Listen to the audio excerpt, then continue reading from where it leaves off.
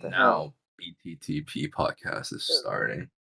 Yeah, now it's starting. Fucking Craig, you asshole. Why'd you leave?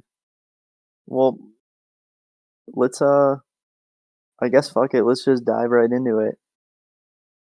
So, our first topic is gonna be on Whole Lotta Red by Playboi Carti. Oh god.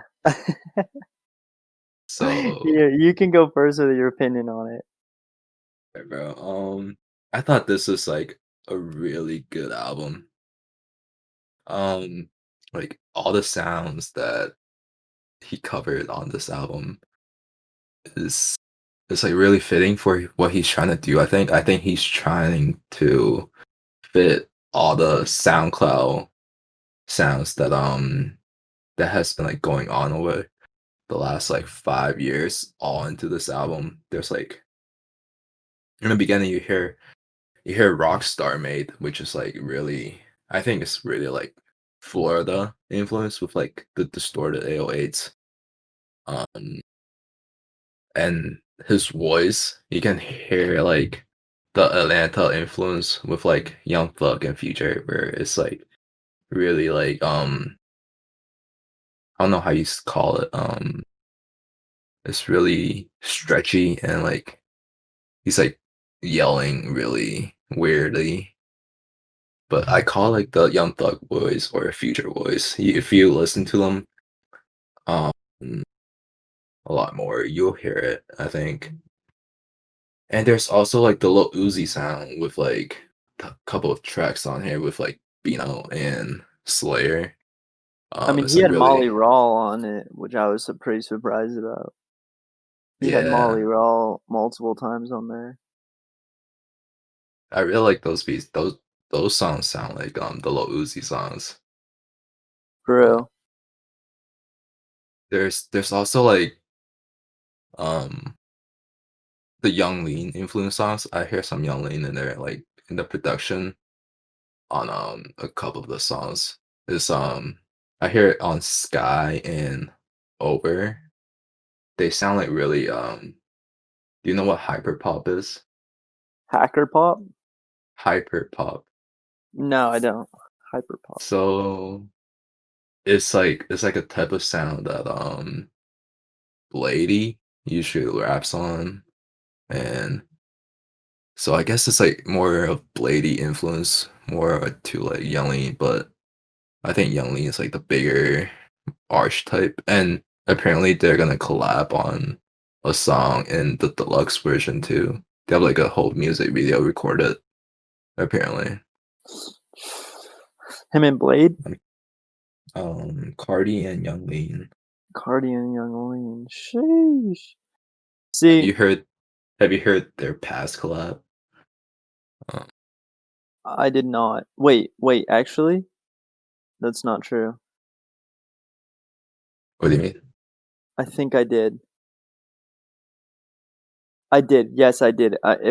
Yes, I'm pretty sure is it off of one of Young Lean's like very early albums? No, it's his last one actually. His latest one is on Star. Wait, Um, really? yeah, I'm gonna play it for you, and I'm just gonna cut it out of the podcast. But I'm gonna play like the leak snippet. Um, People trashed on it. They put it out around the time that Cardi collabed with Drake. Yeah. So Stars was a great album, and by the you way. pretty good. It's really like um electronic influence. Oh yeah, for I sure. don't know how I feel about that, but yeah. I like it. I think See, that Stars, for some reason, really reminds me of Stranger. It's like a revamped Stranger. Stranger was better. I will give you that. Stranger was better, but it is like a revamped Stranger. I like Strangers more because it's more like rap orientated. It's more cloud rap. Like here, Like I'm gonna on play. Okay, yeah, play it. I'm gonna play this. Okay. Well, um, what did you think of that little leak? I like it, but I prefer the non-Cardi version. Yeah, the non-Cardi version was really good. I like how experimental we went. Because like at one point, people were like really um boxing him into like doing the whole baby voice thing, Yeah. and it was getting really boring too. It's like really mainstream now. I don't know if you know, but like, do you know about Mario Judah? Oh, yeah. Yeah. He like, I think I told you about him or something. He like put out a whole like 4 song tape where he like did Cardi's whole sound. Really? Yeah, like the whole baby voice sound, and he called it a whole lot of red too. Um, Really? yeah, he did it pretty well, but I think like it's really surface level. He didn't like catch the whole vibe of it and the whole everything that he was trying to do, in my opinion. For real. Mario Judah, bruh. Yeah. Did you like how on this album Cardi said he's like a rock star and shit? Um, I know because he listened to like punk, rock, other type of stuff other than just I rap. think so. I hate Cardi. I don't like his music, but I will say that when it comes to like rock star shit, I do think rappers are the new rock stars. So I 100% think that the music he's making in his own platform is the equivalent of like the punk music scene, just revamped with a different sound. Honestly, 100%. I'd agree with that. I think so. Okay.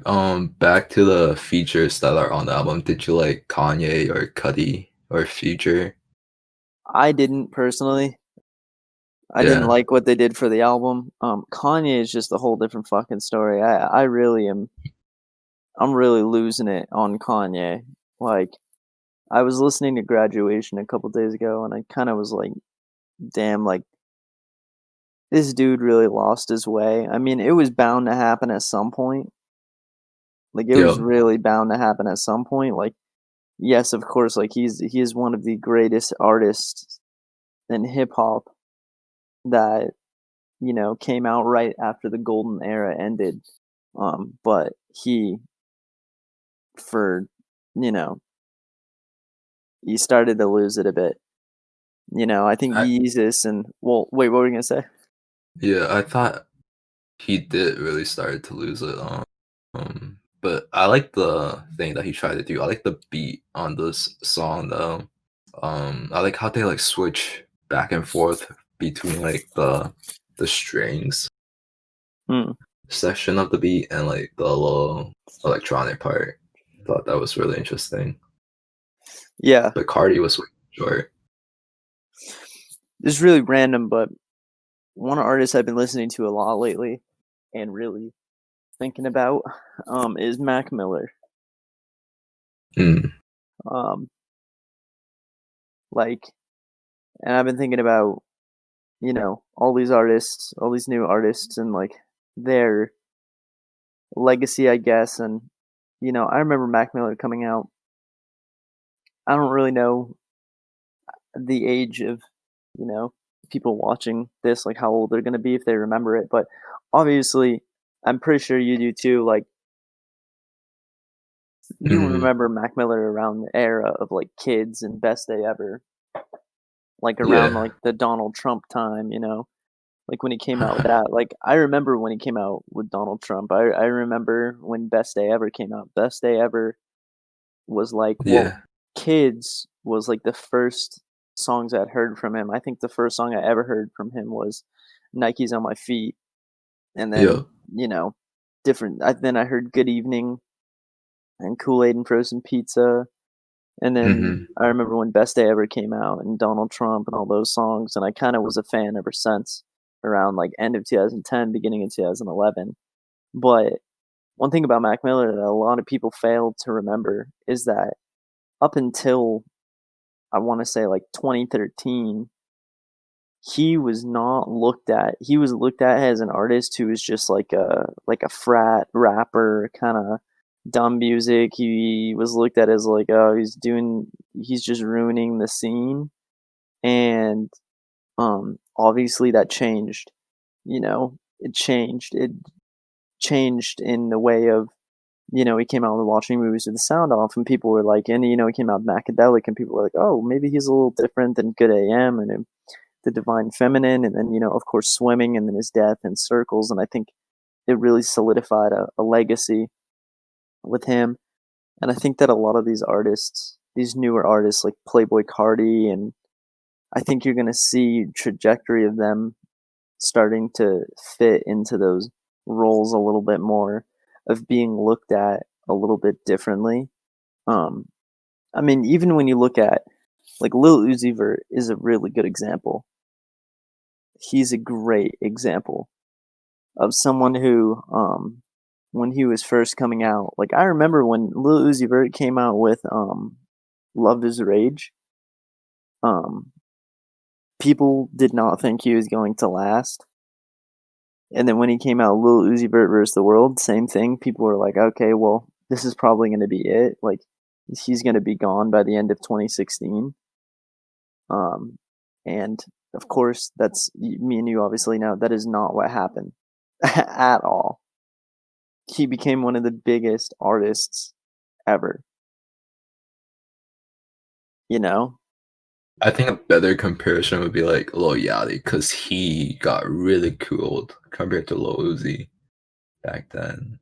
And nowadays, I don't know if people still ridicule Lil Yachty, but I think like other rappers in the industry like kind of respects him now. It's kind of really weird because back then, back when like 2016ish, back when they were both on like Double XL, they were like really ridiculed. Lil Yachty even more Honestly, so. what do you what do you think is in store for, Lil Uzi Vert? Lil Uzi Vert. Well, I saw this Instagram live video. He went on Instagram live like 2 weeks ago maybe, and I saw him like trying to recapture his old sound like back in the 2016 days. He said he was gonna put out 3 projects: a SoundCloud project, a um a project called Young Forever, and Love Is Rage 3. So those 3. And on the Instagram live, he put out like a bunch of snippets. He was asking his fans what they like. So I want to ask you this. This kind of relates to that because like I think fans of Lil Uzi Vert and Cardi to an extent, they both like the leaks that they put out, Yeah, and they like the sound that they have developed over the years. Like they don't want them to change up, right? And yeah, because in a whole lot of Red, when that was just released, people hated it, and the same thing with Eternal Take. And then that made them to change their mind. They want to put out a deluxe version of their album. They want to ask their fans what kind of music they want on the deluxe. I kind of don't like that in my opinion. I want the artist to like develop a unique sound, and that's what Cardi did with A Whole Lot of Red. And I like that about this album compared to whatever bullshit that I think Lil Uzi Vert is gonna put out in the future. honestly, honestly, here's the thing. So, like, Eternal Take, I think a lot of people, one issue they had with Eternal Take, and I think me and you have talked about this before, but I think one issue a lot of people have had with it was when they listened to it, they're like, these aren't the leaks. This isn't what was coming out in 2017 that we heard from the album. It's like, no shit, that was 2017. Yeah. You know what I mean? It's like of course it's not the music that was coming out in the fucking album. What do you think? Like, do you think he's gonna sit on songs that he had What was that? Oh, that was the fucking.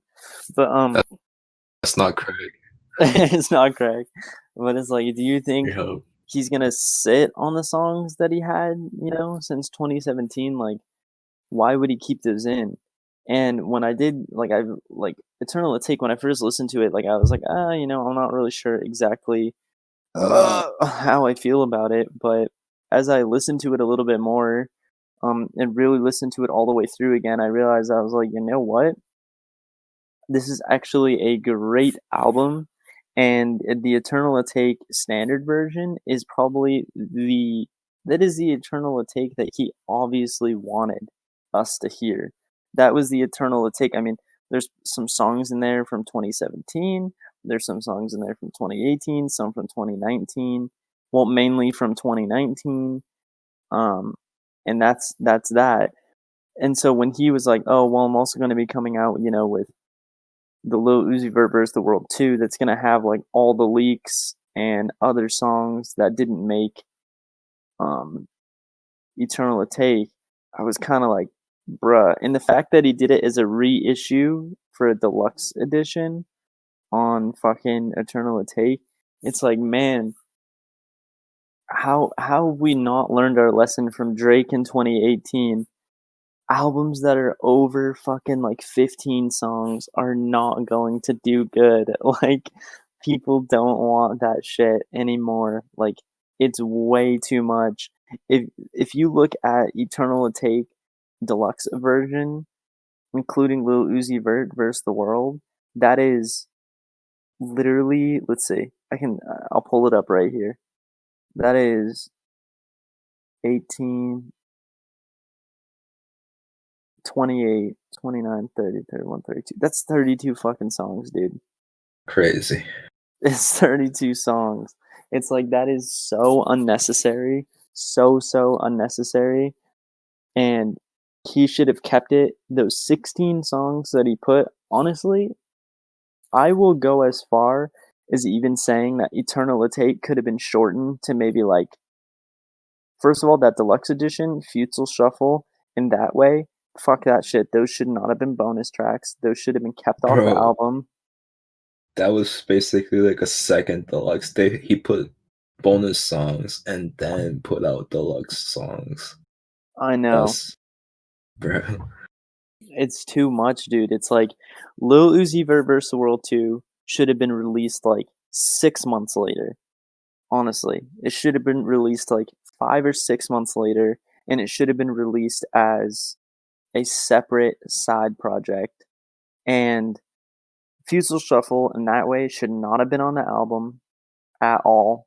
And I would even say that there's a couple tracks on this project that 100% the album could have done without. I think he could have shaved off probably like 2 tracks from each fucking part, except for the last part.